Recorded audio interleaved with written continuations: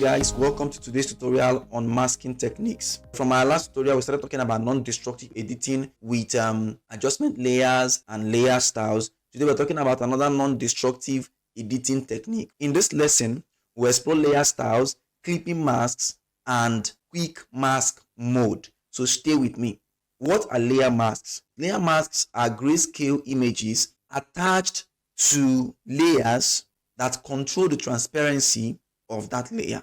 You see, masks are essential for non-destructive editing. It allows you to hide or reveal parts of a layer. When you apply a layer mask to an image, black reveals nothing, which means it's completely blank, right? White reveals everything. Gray reveals, partially, right? Pay attention to what I just said now. Black reveals nothing, white reveals everything, and gray reveals partially. Now we're going to see it in use. But first, I'm going to talk about how to add a layer mask. Now, if you notice, I've dropped in an image, a cool image of myself, an avatar of me.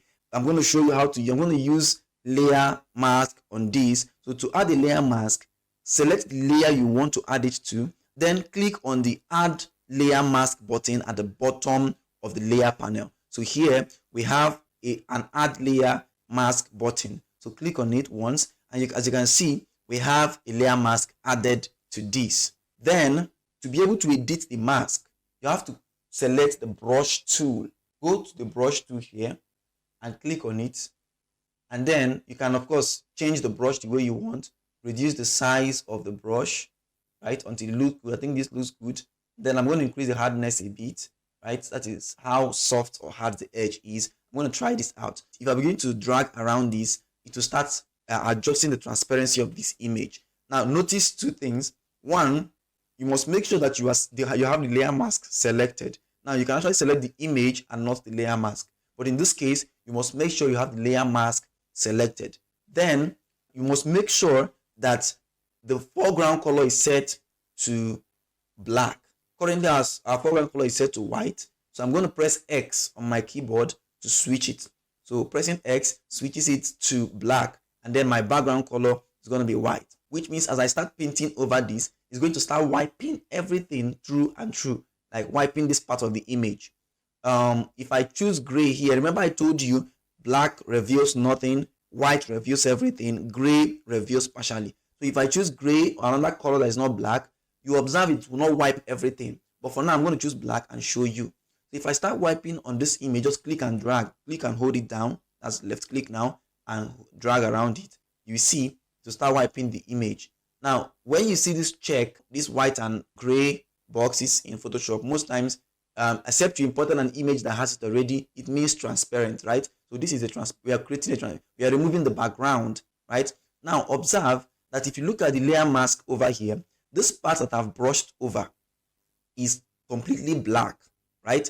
That means it shows nothing. That's why it's transparent here, okay? And this part that is still visible, right, is showing white over here.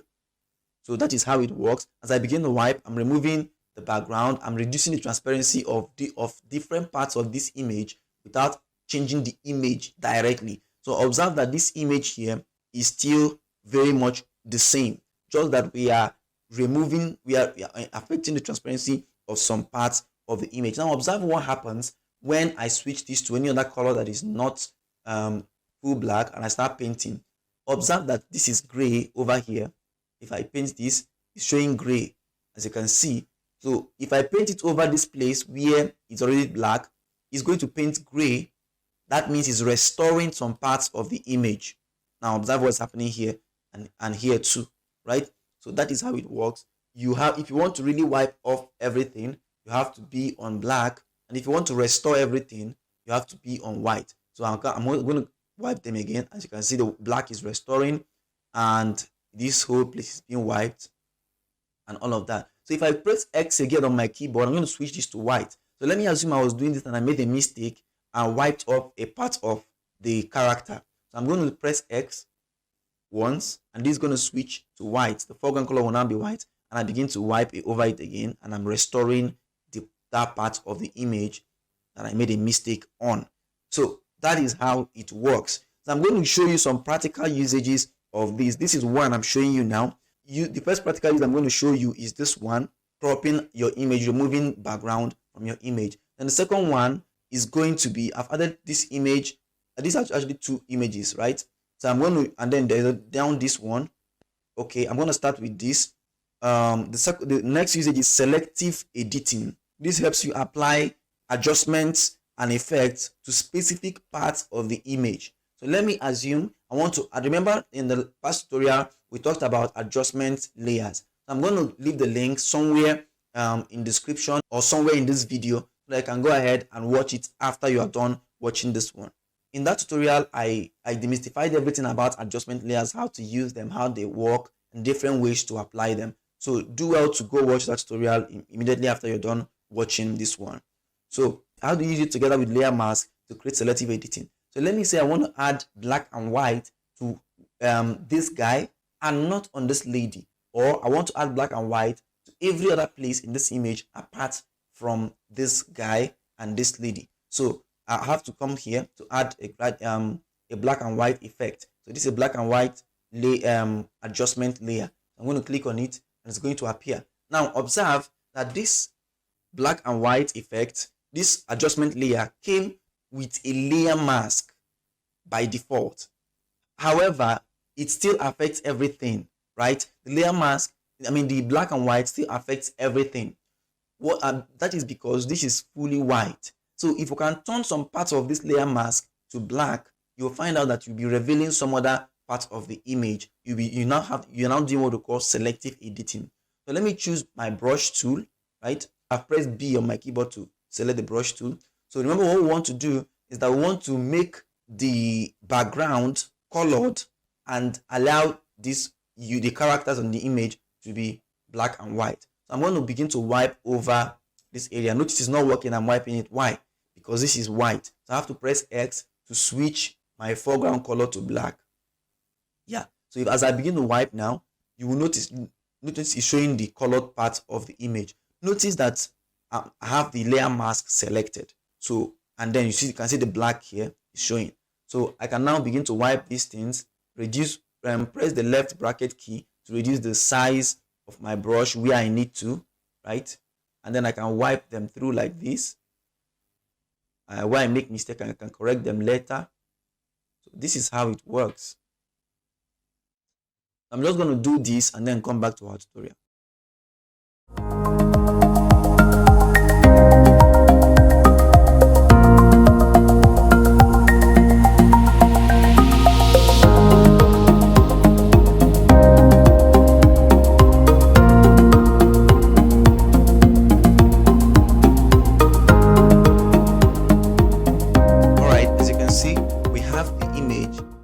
In this way, the characters of the image are now black and white and the background is colored. And that is how you can use this for your selective editing. Now observe that these things is not very accurate, right? There are different ways you can make it accurate. For instance, you can first of all select the images before you start painting over. So you can use your pen tool, you can use your selection tools to select the images first, and then you begin to do this. But I'm just showing you with brush tool. So that is how you can use the adjustment layer and layer mask for selective editing. Next, I'm going to show you another use case. We can use it for composite images, as for composing images. You can blend multiple images seamlessly. So I have these two images, right? I want to create an effect where this hair is flying more. Now it's flying now, but I want it to fly more. So I got this lady's image. So I'm going to use the layer mask to make this hair fly. So I'm going to add a layer mask to it and then select the brush tool, right? Make sure this area is also black, the foreground color. I'm going to press X to switch it. Then press the right bracket key to increase the size and then begin to wipe off this side of the image. As you can see, this area is black. I'm going to wipe off this side of the image to reveal the image underneath it. So as I begin to wipe, I'm going to wipe off everywhere, right? And just leave the hair side, right? Notice that you can hold shift and left bracket key to reduce the softness of your brush. This softness here, you can do it here, or you do shift and left bracket key to reduce the softness, right? So you can press this. I'm going to increase it a little, the softness, and then remove lady entirely. So now we have this, and you can now move the whole image closer, right, towards here. As you can see, we are creating a good blend, right?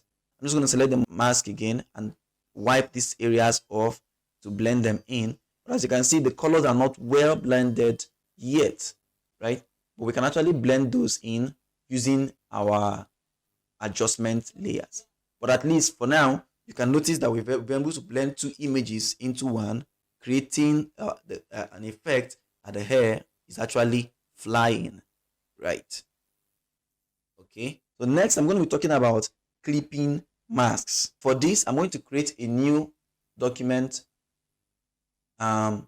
Just press OK. So the clipping mask is used to mask a layer to the content of the layer directly below it. So let me say it again. It is used to mask a layer. So you have a layer, right? Let me say you have an image layer. Let me see if I can place an image here. So I have this image, right? So I want to mask this layer with the content of the layer directly below it. So I have a text here. I have a hello text, and I increase the size this way.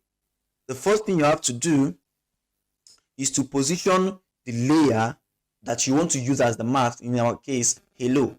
You have to position it under this photo. Then you can hold Alt and click in between the layers. So if I do this, I'm going to mask this image with this hello. Let's see. Correct. Now we have this image. It looks like it's inside it, right? So this image has been masked. We are still seeing the image, but we have used the hello as a mask. So this is how it works. Now you can move your images around. Now this already looks cool, and I believe you can use this a lot in your work. Another way to do this is to right click the upper layer, right, and select create clipping mask. So you can actually hold Alt again and remove this, and then right click on this image here and go to create clipping mask. I'm just going to clip it with the one underneath it. So this is how you create clipping masks. Now you can actually use this to apply a texture only to the text or shape or shape below, right? This is what I just did now. You can use it to apply a texture or to text or shape. So I'm using this image as a texture for this particular text. Okay, and I've also told you about selective adjustments, how you can use it to apply colors adjustment to specific layers without affecting the others. So next I'm going to talk about quick mask mode. So the quick mask mode is a mode that allows you to create and edit selections using a brush, right? Any area painted with a quick mask, they are always displayed in a translucent red overlay by default.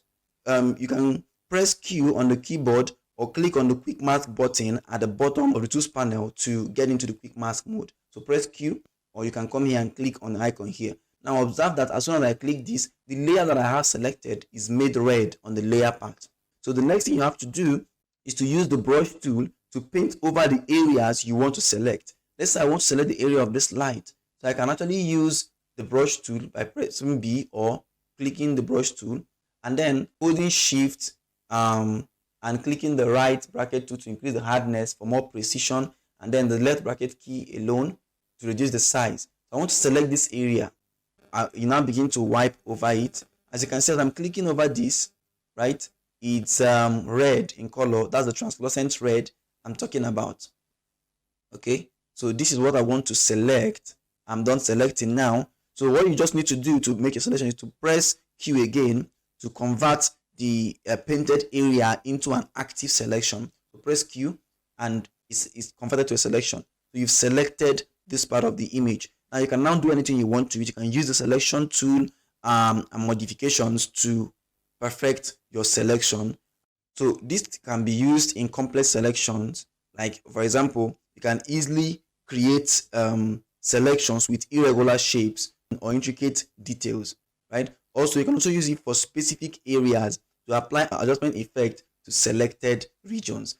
In this lesson, we have explored various masking techniques including layer mask, clipping mask, and quick mask mode. These techniques are vital for precise, non-destructive editing in Photoshop, and mastering masking will significantly enhance your ability to manipulate and composite images effectively. So if at this point you've not subscribed to this channel and you've not liked this video, I want you to like this video, subscribe to this channel, and click on the bell icon to be notified when next I post the video, because we are still on this course. We are taking this course to the advanced level. So if you're interested in learning more on Photoshop and design, hit the subscribe button and the bell icon, and I will see you in my next video. Bye for now.